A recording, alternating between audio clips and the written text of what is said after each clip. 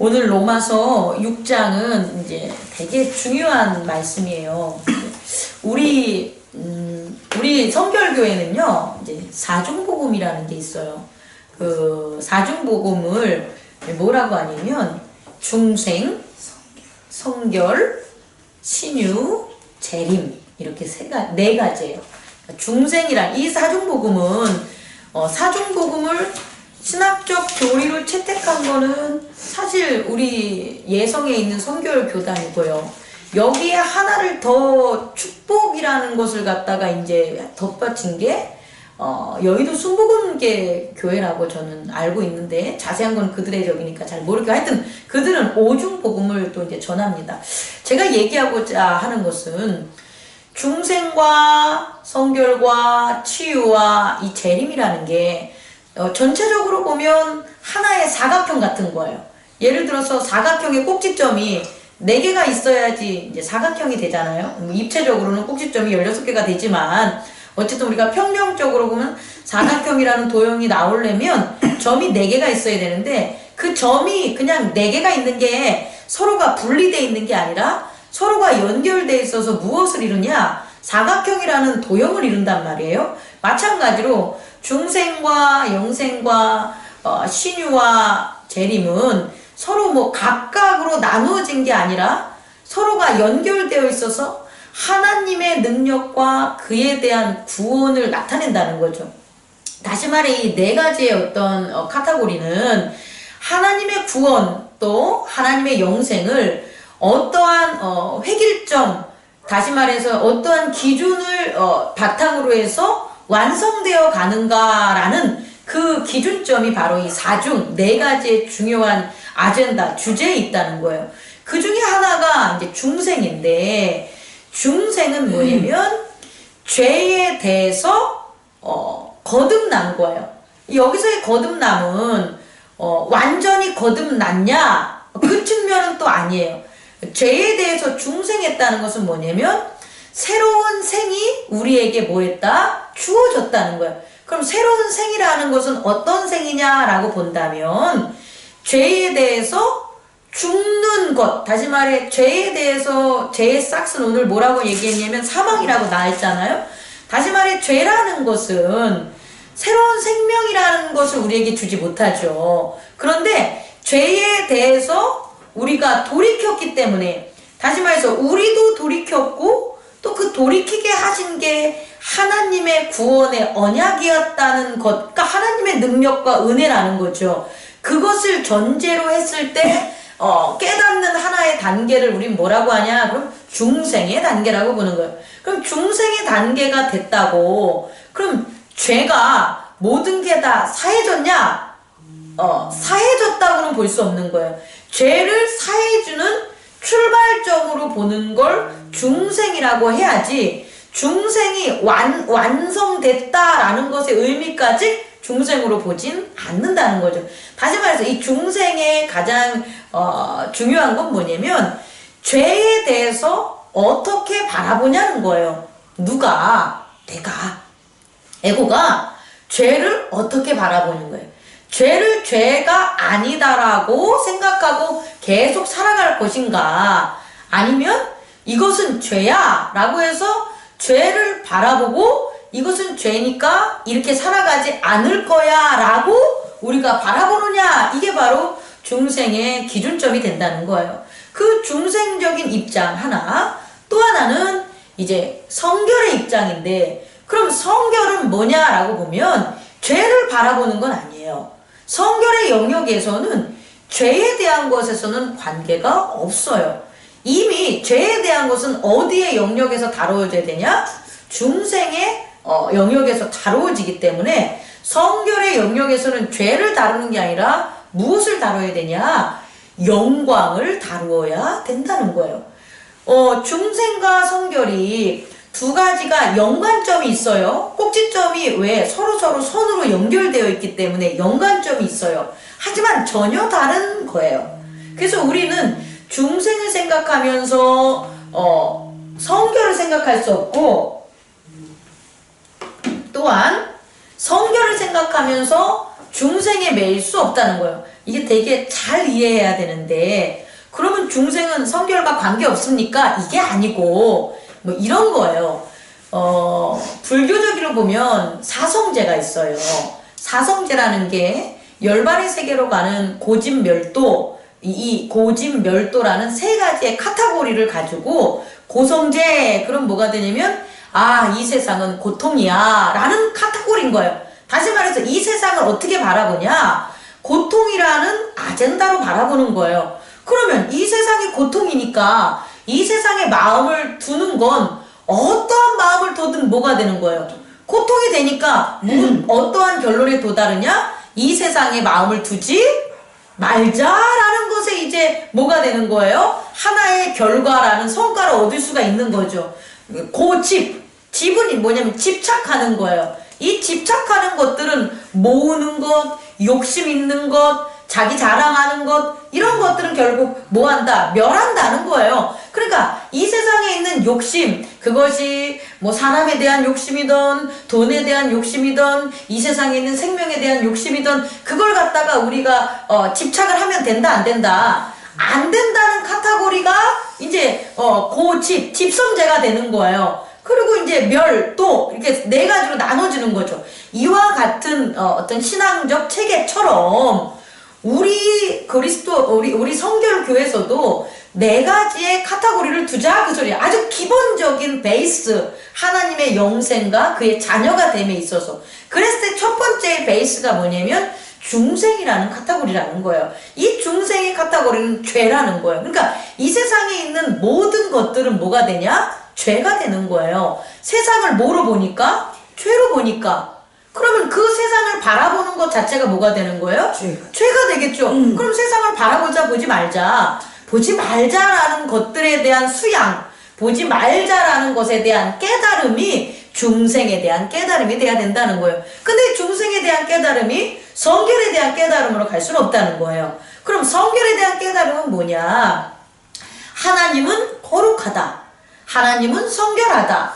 하나님은 영생하신다. 그러니까 우리 또한 어떻게 되냐? 하나님 안에 거하자. 이게 나오는 거예요. 근데 성결이 중생보다 앞설 수는 없어요. 왜냐하면 하나님의 거룩함, 하나님의 성결함, 하나님의 영생이 뭐가 없어야 돼? 가능하니까. 죄의 문제가 없어야 돼. 그래서 중생이라는 것은 항상 성결보다 뭐 해야 되냐? 앞서야 된다. 그래. 그래서 중생한 자는 예수 그리스도의 은혜 안에 뭐 한 거예요? 들어온 거예요. 그래서 지난번에 로마서 5장에서 말한 것처럼 들어온 것을 우리는 중생으로 봐야 된다는 거고, 그 다음에 멈추는 게 아니라 거기서 멈추지 말고 하나님의 영광과 기쁨으로 뭐 하자? 나아가자. 이 하나님의 영광과 기쁨이 뭐냐라고 보면 성결이에요.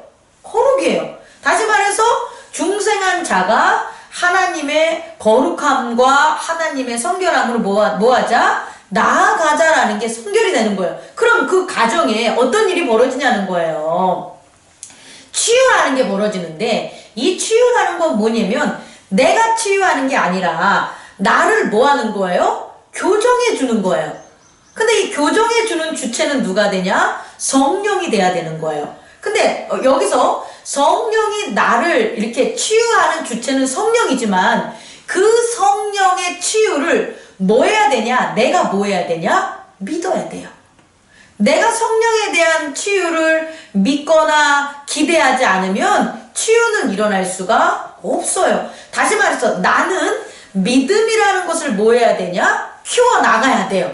나는 믿음이라는 것을 키워나가는데 그 믿음이 과연 뭐냐라고 물어본다면 우리를 교정해 주는 거라는 거예요. 어떤 교정? 육체적인 병이라든지 연약함, 정신적인 불의함에 있어서 의로움으로의 교정, 또 영적인 어떤 자각을 통해 악한 영이나 귀신의 영이나 이런 우상을 섬기는 것이 아니라 거룩한 성령을 만나는 것으로의 치유함, 이것이 전체적인 치유가 돼야 된다는 거예요. 이 치유라는 것들이 뭐 단순히 병 같은 자를 고친다는 의미에서만 있는 게 아니라 하나님의 성결의 과정으로 우리를 누가 성령께서 전적으로 이끌어 주시는 것에 대한 순종, 그리고 그 결과를 우리는 뭐로 봐야 되냐? 뭐로 봐야 돼요?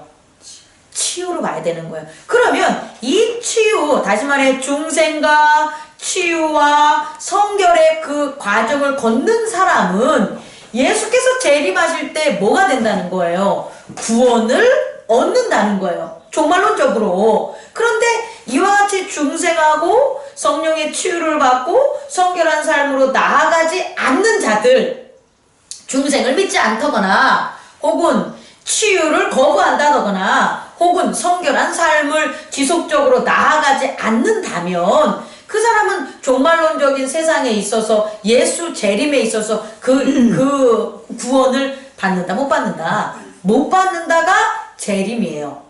이해하실 수 있겠죠? 그래서 이런 커다란 카테고리 안으로 우리는 그러니까 재림을 이꼴 구원이자 영생으로 두면 되는 거예요. 그래서 이 네 가지적 측면을 강조한 게 바로 우리 예성의 성결교라는 거예요. 저는 이건 완전하다고 봐요. 이 교리는 완전해요. 그리고 이 교리가 나오는 것은 뭐 예를 들어 가지고 웨슬레이 신앙을 받아들였다, 혹은 뭐 성령 운동이라든지 이런 미국에서 있었던 거나 일본에서 있었던 운동들을 받아들였다, 그래서 그것을 카피해서 뭐 교리로 삼았다, 이렇게 부정적인 시각으로 바라보는 사람들도 있지만 성령이 역사하신다면 그 단번에 깨달음으로 말미암아 그게 뭔지 모르지만 그것을 신학적으로 정리할 수는 있어요.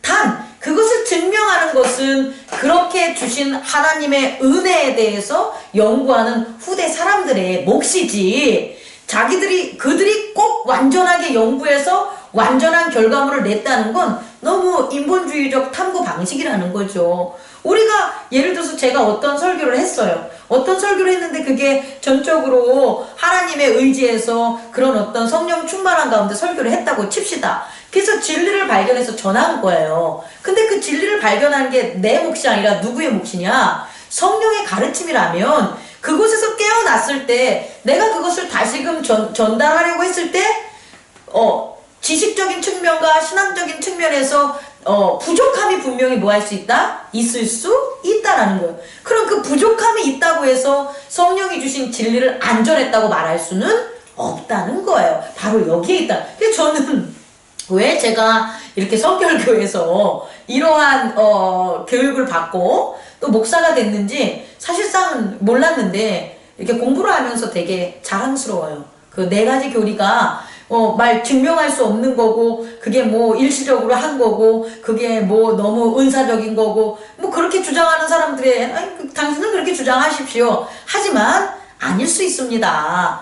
우리가 성령을 전적으로 의지하고 순수한 순결, 그리고 이제 성결교가 옛날에 북치고 장구치고 어떤 동네 방네를 다 돌아다니면서 전도하고 복음 전도관을 바탕으로 당연히 이루어졌단 말이에요. 그와 같은 순종이 그와 같은 진리의 열매를 맺게 한 거지. 거기에 인간적인 노력이나 지식이 없다고 혹은 부족했다고 해서 그것 자체를 부정하면 후대 사람의 도리가 아니다라는 걸 제가 이제 얘기하면서 오늘 이 로마서 6장으로 가면 바로 죄에 대한 거라는 거예요.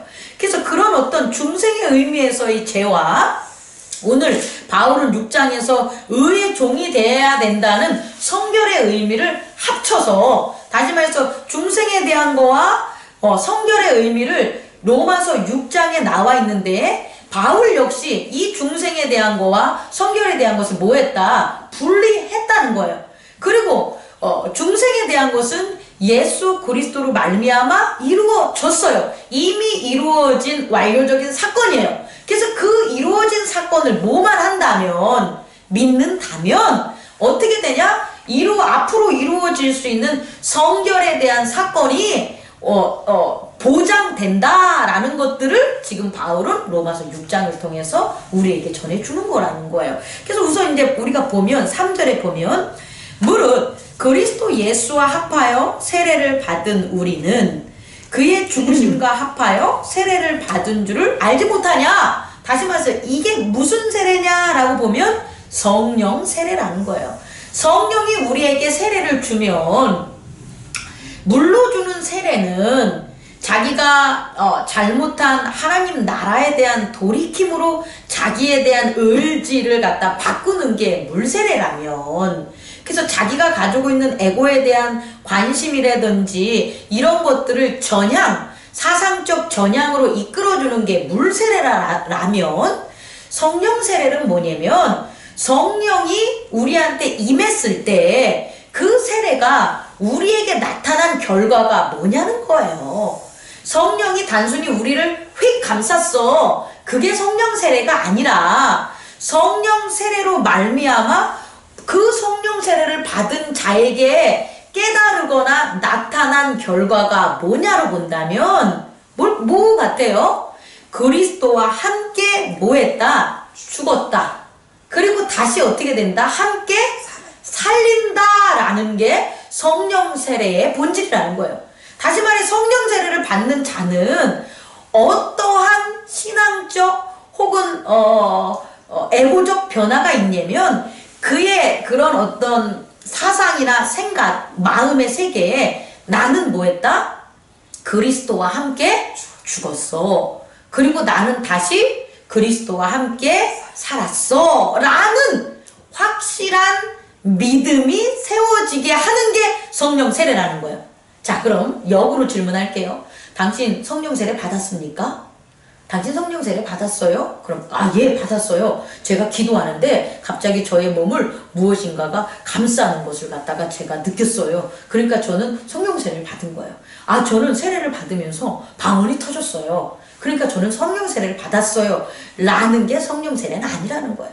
그것만으로 성령 세례를 증명하기에는 불충분하다는 거죠. 다시 말해 성령 세례를 받은 자는 그 받은 자가 어떠한 태도로 살아가야 되냐라고 보면 뭐라고요? 예수 그리스도와 함께 나는 죽었어.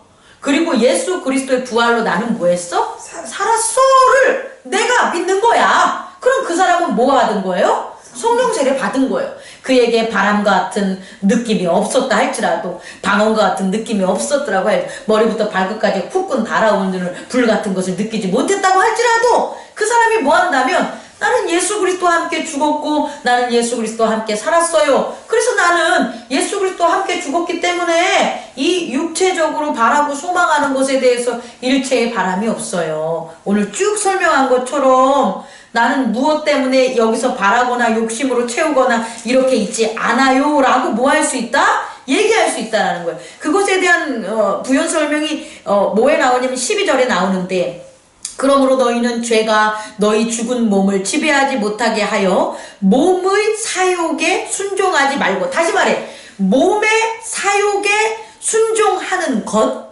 하나, 또 하나는 13절, 또한 너희 지체를 불의의 무기로 죄에서 내어주지 말고. 그럼 두 번째는 우리의 지체를 불의의 무기로 내어주는 것. 이것은 성령 세례 받지 못했다는 거예요. 다시 이해할 수 있겠습니까? 성령 세례를 받지 못한 자는 그의 몸을, 그의 몸이라는 것은 이꼴 정신과 두 가지를 같이 놓아야 돼요. 몸과 정신. 그 몸이라는 육체 바디와 정신을 사욕에 순종하는데 내버려 두는 거예요. 예를 들어서 이런 거죠. 오늘은 거룩한 하나님의 주일이야. 근데 오늘 거룩한 주일에 내가 아파. 내가 무언가를 해야 돼. 내가 지나치겠지만 난 회사를 나가야 돼. 돈을 벌어야 돼. 이거 아니겠습니까? 직장을 유지해야 돼. 그래서 나는 오늘 예배를 못 드려. 라고 한다면 그의 몸과 정신을 뭐에 두는 거예요? 사욕에 두는 거예요. 아니, 자기가 직장 나가는 게 하나님의 영광을 나타내는 건 상관없어요. 제가 얘기한 건 예수 그리스도가 안식일에 병든 자를 고쳐준 게 하나님의 영광을 나타내는 거라면 가능해요. 근데 예수 그리스도가 안식일에 병든 자를 고쳐준 게 본인의 사욕을 드러내는 거라면 안 된다는 거예요. 다시 말해 우리는 성령의 세례를 받았다는 것을 어떻게 우리 스스로 깨달을 수 있냐라고 보면, 내가 내 몸과 정신을 나의 사욕, 하나님의 영광이 아닌 나의 사욕에 순종하게 하는 일들을 하고 있어. 그러면 죽지 못했다는 거예요. 예수 그리스도와 함께 죽지 못했다는 거고, 예수 그리스도의 죽음 역시 본인이 믿는다, 못 믿는다, 못 믿는다라는 거예요. 그것이 성령 세례 받지 못했다는 것에 대한 증표다. 또 하나, 두 번째는 뭐냐면 우리의 지체라는 것은 마찬가지로 더 확장시킨다면 우리의 몸과 정신이 지배하는 영향력. 다시 말해 우리의 몸과 정신이 지배하는 영역이니까 나의 사업장이라든지 나의 힘이 끼치는 가정이라든지 교회라든지 기타 등등 사업장이라든지 그런 힘의 그런 영역을 무엇으로 사용하냐? 불의로 무기를 삼는 거예요. 다시 말해 내가 나의 힘의 영향력이 미치는 곳에 불의함이 나타나. 나의 힘을 미치는 가정에 슬픔이 있어. 나의 힘이 미치는 교회에 다툼이 있어. 나의 힘이 미치는 회사에 불법이 있어. 아니, 그렇다면 나의 지체를 뭐의 무기로 쓴 거예요? 불의의 무기로 썼다는 거예요. 그렇다면 여기에 성령 세례를 받았다 못 받았다? 못 받았다. 다시 말해 성령 세례를 못 받았다는 것은 예수 그리스도와 함께 뭐했다? 죽고 살아나지 못했다. 그 믿음이 있다 없다? 없다. 그럼 결론, 성령 세례를 받지 못한 자는 여전히 죄의 뭐가 된다? 종이 된다. 이게 바로 로마서에서 전반부에 있어서 바울이 우리들에게, 그때 로마인들에게 혹은 그의 어떤 교회들에게 전하고 싶은 핵심 요지라는 거예요. 다시 말해 성령 세례는 무진장 중요한 거예요. 다시 말해 성령 세례는 아무에게나 오는 게 아니라 중생이라는 회개함으로 온 사람들에게 있는 거예요. 회개하지 않는 사람들에게 성령 세례가 주어진다라는 가정은 없어요. 그러니까 중생이라는 것을 향하여, 거듭남을 향하여 죄에 대한 것을 발견하려고 노력하고 애쓰는 사람들에게 그들의 물세례와 같은 그런 어떤 증거와 더불어 무엇을 허락했냐 봤더니 성령 세례를 허락했다라는 거예요. 그리고 성령 세례를 누가 받았냐 봤더니 오순절 성령 강림 때 그 100여 명의 사람들, 다락방에서 기도했던 100여 명의 사람들이 이 성령 세례를 받았다는 거예요. 그들이 방언을 하냐 뭐냐 이게 중요한 게 아니라 그들이 그 사건 이후에 변화가 있는데 그 변화를 베드로나 요한이나 그의 제자들에게서 우리가 미루어 추측을 한다면, 빌립이나 뭐 여러 사람들에게 추측을 한다면 그들이 죽음에 대해서, 뭐에 대해서, 죄에 대해서 온전하게 그리스도의 죽음과 부활을 뭐했다? 믿는 계기가 됐다. 혹은 믿는 역사적인 뭐가 됐다? 사건이 됐다. 그래서 그들이 그 이전에는 이런 불의함이나 사욕 때문에 두려워하고 복음을 전파하는 것에 있어서 소극적으로 숨고 그랬다면, 그와 같은 성령 세례 이후에 그들이 불의나 사욕을 위해서 숨거나 두려워하거나 무서워한 게 아니라 오히려 그들의 목숨을 뭐했다? 내어주는 스테반과 같은, 그와 같은 그런 역사들, 그와 같은 집사들이 뭐했다? 나왔다는 거예요. 우리도 마찬가지라는 거예요. 이게 바로 죄에 대해서 종이 되지 않는 거다라는 것을 바울이 가르쳐주고 있습니다. 그래서 이제 후반적으로 보면 그럼 이제 어떻게 되냐? 바울이 이 종을 사망, 죄의 종으로 있었을 때는 그 결과가 뭐가 되냐? 사망이다라는 거예요. 그러니까 이렇게 하면 돼요. 죄라는 것이 어둠인데 죄라는 것을 그리스도 예수와 대립적 개념으로 보면 돼요. 그러니까 죄는 뭐냐라고 보면 그리스도 예수를 믿지 않는 거예요. 이건 요한복음 16장에 성령이 우리에게 오면 증언하는데 죄에 대해서, 의에 대해서, 심판에 대해서 가르친다라고 하고, 죄에 대해서는 뭐냐? 예수를 그리스도로 믿지 않는 자다라고 나와 있어요. 다시 말해서 우리는 죄에 대한 개념을 로마서 6장 이제 15절 이후에 바울이 주장하는 거와 마찬가지로, 또한 사도 요한이 주장한 거와 마찬가지로 죄가 뭐냐? 이제 우리는 확립할 때가 됐다라는 거예요. 죄는 뭐라고요? 예수 그리스도와 대립적인 개념이에요.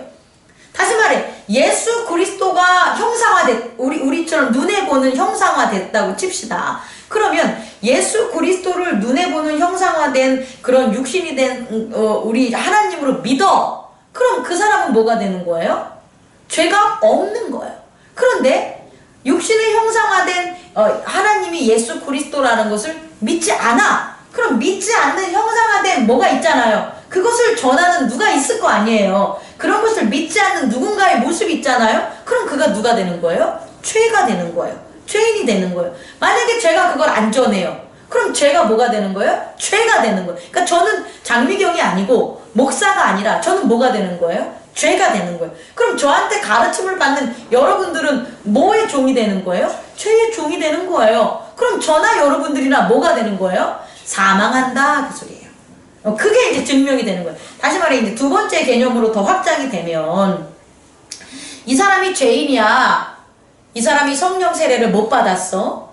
이 사람이 완전히 예수 그리스도의 죽음과 부활을 믿지 못해 라는 것을 우리가 또 무엇으로 확인할 수 있냐 그러면 사망으로 확인할 수 있다는 거예요. 뭐에 대한 사망? 믿음에 대한 사망. 다시 말해 믿음이 사망하는 것에 믿음이 있다라는 거예요. 아, 난 죽어. 어차피 죽을 몸인데 뭐. 아니 무슨 영생이 있어 라는 건 사망을 뭐 하는 거예요? 믿는 거예요. 이런 사람들은 뭐다? 죄인이다. 죄의 종이다. 근데 그게 아니라 믿음에 뭘 주는 거예요? 영생의 믿음이 있어요. 영생의 믿음이 있는 자는 무엇을 믿은 거예요? 예수 그리스도를 믿은 거예요. 자, 영생은 요한복음에 뭐라고 나와 있냐면 17장에 나와 있나? 영생은 참 하나님과 그가 보낸 예수 그리스도를 믿는 것이다. 아는 것이다. 영생이라는 것은 오래 살아. 아니 죽지 않아. 이게 아니라는 거예요. 성경에서 요한의 기사가 가르쳐준 영생은 참 하나님과 예수 그리스도를 믿는 건데 예수 그리스도가 누구냐? 참 하나님이 보낸 예수 그리스도를 믿는 게 영생이라는 거예요. 다시 말해 영생은 우리가 예수 그리스도가 죽으시고 부활하셨어 라를 믿는 거예요. 그것이 바로 뭐냐? 성령의 세례가 된다는 거예요. 그러면 우리는 누구의 종이 되냐 이제? 의의 종이 된다라는 거예요. 그럼 의의 종의 열매는 뭐냐? 마지막에 보니까 영생이다 라는 거예요. 그럼 의는 뭐라는 거예요? 예수 그리스도라는 거예요. 그럼 왜 예수 그리스도가 의가 되냐? 참 하나님이 보내셨기 때문이라는 거예요. 참 하나님이 보낸 자만 의가 되고 또 참 하나님이 보낸 자만 참 하나님이 의롭게 여기니까 예수 그리스도만 의가 되고 우리 또한 예수 그리스도 안에 있기 때문에 그를 믿기 때문에 의로운 자로 하나님께서 우리를 뭐 하신다? 여기신다. 그러니까 우리에게 무엇이 있다? 영생이 있다라는 것을 오늘 로마서 6장을 통해서 가르쳐 주는 거예요. 오늘 되게 중요합니다. 이런 내용들이 사실상 일제시대나 또 6.25나 우리나라의 그런 어떤 경제 성장기에 사실상 전달됐어요. 근데 전달됐는데 전달되는 방법이 목사님의 주입식적인 가르침이냐 아니냐의 차이인 거예요. 그들이 방법 면에서 주입식으로 가르친 거죠. 혹은 권위적으로 가르칠 수도 있어요. 예를 들어서 힘이 세고 돈이 많고 권력이 많은 자가 야 이거 믿어! 라고 해서 전달한 게 그 내용이든 아니면 강단에서 예수 믿으세요? 생명 믿으세요? 라고 전한 것이 주입식으로 전달된 거든 중요한 건 그것을 믿는 자들은 뭐 한 거예요? 성령 세례를 받은 거예요. 우리는 이것을 부인하면 안 돼요. 왜냐? 그 결과가 뭐 했다? 열렸기 때문이에요. 그렇다면 오늘날 우리에게 있어서 주입식으로 이것을 강요하는 목사를 배척할 수 없는 거예요. 또 하나는 권위적으로 힘을 앞세워서 선교적으로 그것을 전한다고 해서 그것을 부인할 것도 아니라는 거예요. 근데 문제는 오늘날의 시대가 바뀌었고 변화됐기 때문에 이렇게 했을 때 과연 그것을 듣는 자들이 이런 귀한 말씀을 받을 수 있냐는 거예요. 받지 못하죠. 대부분 도망가죠. 혹은 적대시하죠. 그래서 하지 말라는 거예요. 중요한 건 그렇게 하는 게 잘못됐다는 게 아니라 그렇게 하는 시대가 아니라는 거예요. 그런데 결국 오늘날에 있어서 강해식 설교를 하던 내러티브 설교를 하던 문학적 장치를 이용해서 가르쳐주던 뭐 선포를 하던 뭐 서로 공동체를 이루던 아니면 많은 뭐를 하던 뭐 종류를 하던 이것을 전하지 않으면 껍데기라는 거예요. 성령 세례를 전하지 않으면 껍데기라는 거예요. 저는 우리 주 하나님께서 그 시대에 맞게끔 이 성령의 세례를 우리 성도들에게 전하고 믿게 하는 방법을 분명히 허락하심을 믿어요. 아멘. 그건 다양한 거 아니겠습니까? 오늘날에도 아시아나든지 이런 저쪽에서 이렇게 기독교를 처음 접하는 것들은 사실 이렇게 내러티브 설교를 못해요. 강요적으로도 못해요. 아니, 그들이 뭐 언어를 알아. 그리고 얼마나 성경에 대해서 지식이 못해요. 그러니까 그들은 우리의 7, 80년대나 옛날에 있었던 그 방식으로 하겠죠. 근데 그걸 받아들여. 그랬을 때 거기서 나타나는 능력을 그걸 갖다가 차별성을 두면 안 된다는 거예요. 근데 그렇게 동일하게 오늘날 우리 교회에 적용을 하거나 오늘 한국 교회에서 한다고 하면 그런 역사가 일어나겠냐? 전 그렇지 않아요.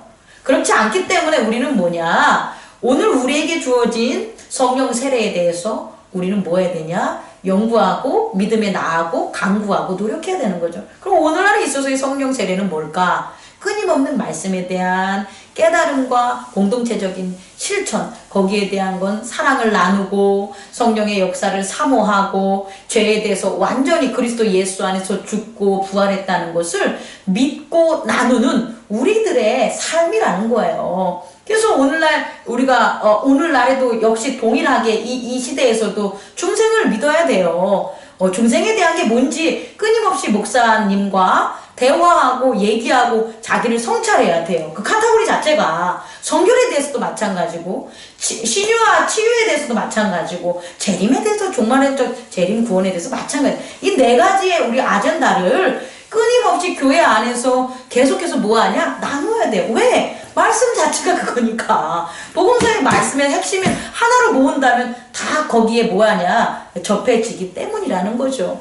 그리고 더욱더 우리의 선조들이 우리의 먼저 하나님을 증거한 우리의 그 분들이 이렇게 정리된 것들에 대해서 무진장 감사해야 돼요. 감사하고 더불어 오늘날 어떻게 전해야 될지를 조금 더 성찰하고 또 그것에 있어서 매진하는 우리 목회자가 돼야 되고 또 성도들이 돼야 됨을 잊지 마시기 바랍니다. 동일한 것을 전하는 거예요. 그런데 동일한 걸 전해야 되는데 동일한 상황이 아닌 거예요. 그 동일한 상황을 자꾸 안 만드는 게 어둠이에요. 다시 말해 어둠은 가만히 깜깜한 게 아니라 일곱 색깔 무지개처럼 자꾸 변하는 거예요. 어둠이 뭐냐 그러면 영원성과 온전성과 일관성이 아니라 자꾸 바뀌면서 제 모습을 변화시켜서 그 진리를 가리는 것, 진리에 도달하지 못하게 하는 것, 그걸 뭐라고 보면 어둠이라는 거예요. 그게 바로 세상의 속성이라는 거죠. 우리는 그것을 깨닫고 그것에서부터 우리를 지키는 저와 여러분이 됐으면 좋겠어요. 그래서 이제 요한복음 마지막을 보면 이제 되게 중요한 건데 예수 그리스도를 아는 사람들에게는 요한복음이 되게 중요한데 왜 중요하냐면 요한복음 20장 31절에 이런 말씀이 나와요. 오직 이것을 기록함은 너희로 예수께서 하나님의 아들 그리스도심을 믿게 하려 함이요. 이제 1번 예수가 하나님의 아들 그리스도야. 이걸 믿게 하는 거예요. 이거는 공간복음의 주제예요. 그리고 믿게 해서 이것을 선포하게 하는 것, 전하게 하는 것, 전도하게 하는 게 공간복음의 목적으로 나와요. 근데 요한복음에서는 공간복음의 이 목적 외에 한 개를 더 추가했는데 그게 뭐냐? 너희로 믿고 그 이름을 힘입어 생명을 얻게 하려 함이라. 다시 말해 영생을 얻게 하려 함이라는 거예요.